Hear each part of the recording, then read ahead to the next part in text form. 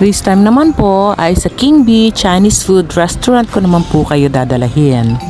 Diyan po ay matatagpuan sa Manggahan, Governor's Drive, General Trias, Cavite.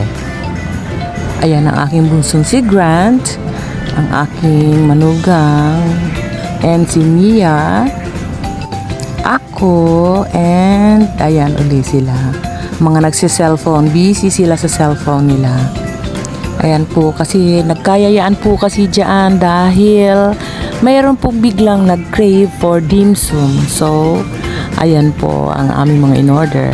Dadalawa na lang po kaming groups ng mga nandyan kasi late at night na rin po yan. Almost closing time na, which is naabutan lang po namin talaga na open pa sila.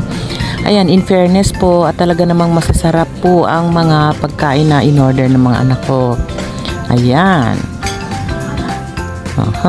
Ito naman ang kanilang restroom for female. Ayan. Okay naman siya. Clean restroom din.